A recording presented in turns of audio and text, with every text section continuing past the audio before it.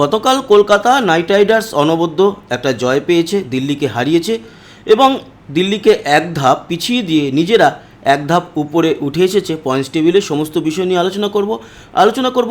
আজকে ম্যাচ রয়েছে রাজস্থান রয়্যালস বনাম গুজরাট টাইটান্সের। কারা জিততে পারে, ওয়েদার কীরকম থাকবে, হেড টু হেড কী বলছে, সমস্তটা।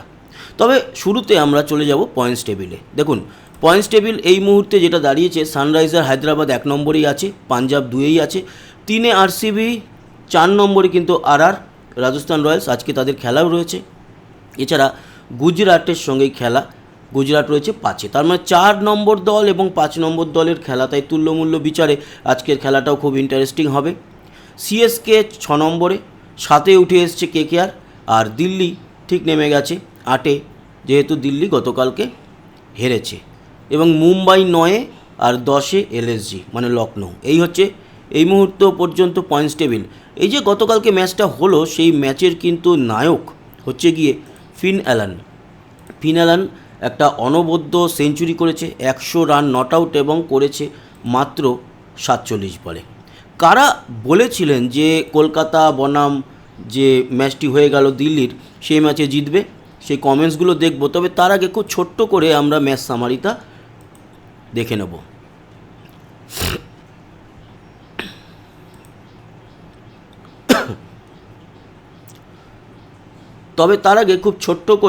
ম্যাচ সামারিটা একবার দেখে নেব।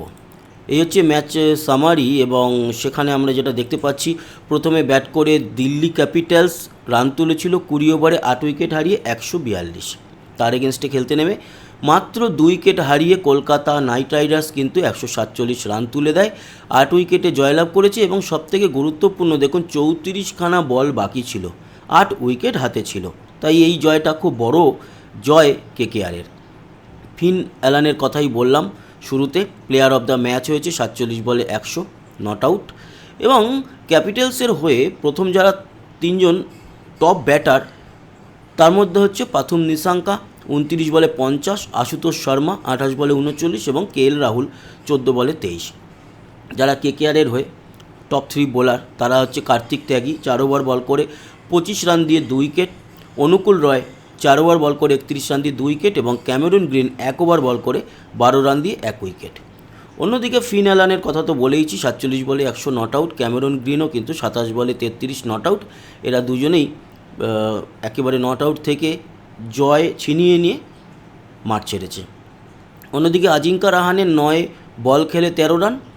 অক্ষর প্যাটেল দিল্লির হয়ে টপ 3 বোলার, সেরকম কেউই বেটার নয়। অক্ষর প্যাটেল 4 ওভার বল করে 27 রান দিয়ে 1 উইকেট, তাও একটু বেটার বলা যেতে পারে। মুকেশ কুমার মাত্র 2 বল করেছে, 7 রান দিয়ে দিয়েছে। আর লুঙ্গি এঙ্গিরি 2 ওভার বল করে 7 রান, মানে বেটার। এই হলো গিয়ে ম্যাচ সামারি। কারা কারা বলেছিলেন এই ম্যাচে কেকেআর জিততে পারে, তাদের নামটাও আমরা একবার দেখে নেব।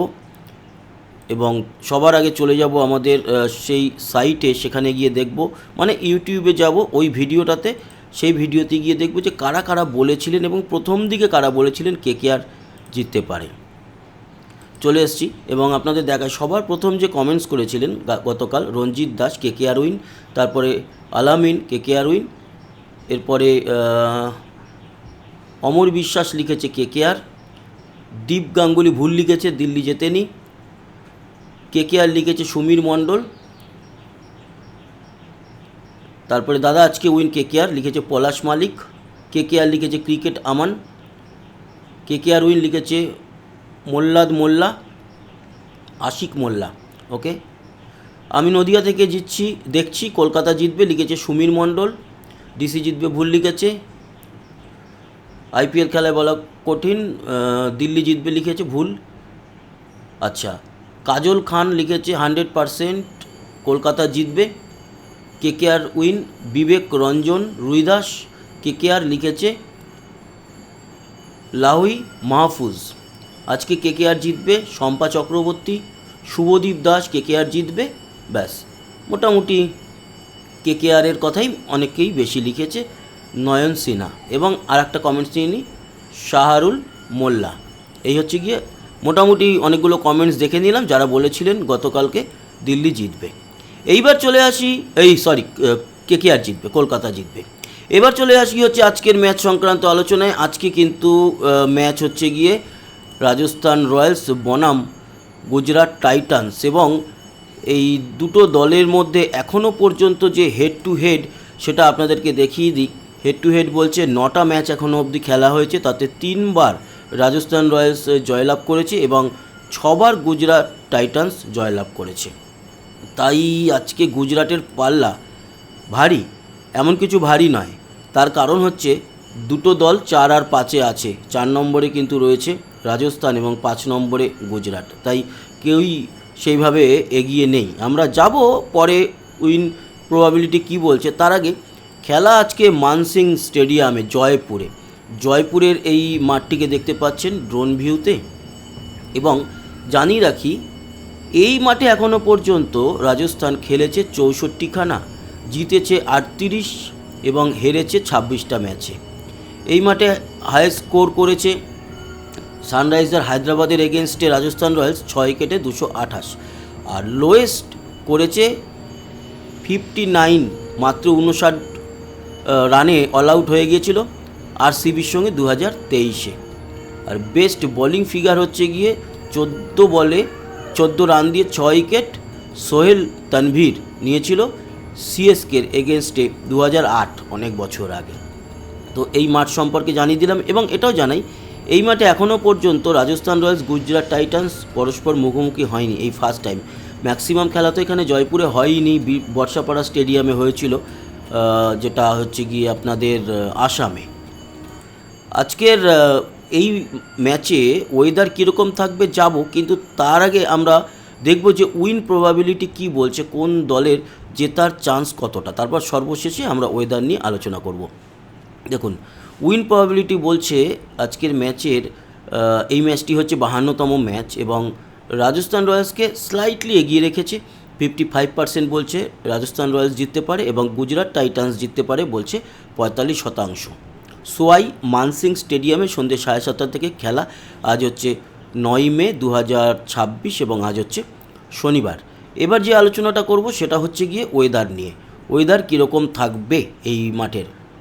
তো আমরা ওয়েদারের সাইটে চলে যাব এবং জয়পুরে গিয়ে দেখাবো, মানে জয়পুরের ম্যাপটা আমরা দেখব বা আপনাদের সঙ্গে শেয়ার করব।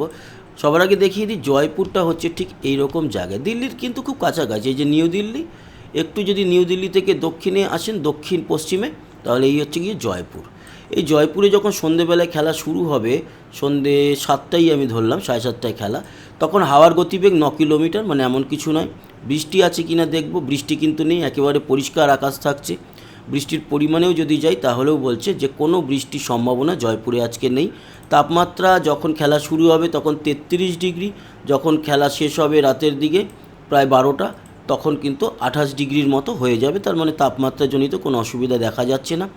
দেখব ময়েশ্চার বা ডিউ ফ্যাক্টর সেরকম কিছু নেই, খুব হালকা শিশির পড়বে রাতের দিকে বা সেকেন্ড ইনিংসে, তাই ডিউ ফ্যাক্টর এখানে কিছু এফেক্ট করছে না। আর এমনি রাজস্থান ড্রাই ওয়েদার আর কি বলতে চেয়েছি। তো সেক্ষেত্রে মানে খুব একটা কিন্তু এখানে বৃষ্টিটাও কম হয়, এছাড়া শিশিরটাও কমই পড়ে। তো বন্ধুরা, এই ছিল আজকের এই আইপিএলের আলোচনা। কেমন লাগলো জানাতে ভুলবেন না, সঙ্গে থাকবেন, সাবস্ক্রাইব করে লাইক শেয়ার করবেন, কমেন্ট বক্সে আপনার গুরুত্বপূর্ণ মতামত জানাবেন। আসি আবার দেখা হবে, সবাই ভালো থাকবেন, সুস্থ থাকবেন, টাটা।